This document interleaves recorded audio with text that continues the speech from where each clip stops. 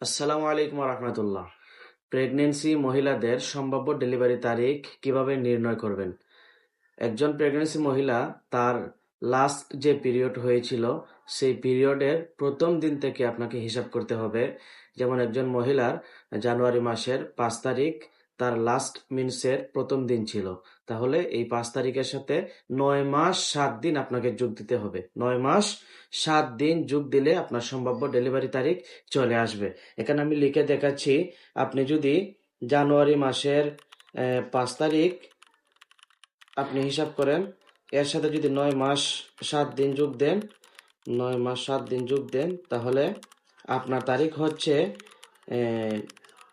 October মাসের, অর্থাৎ 10 নং মাসের 12তম তারিখ।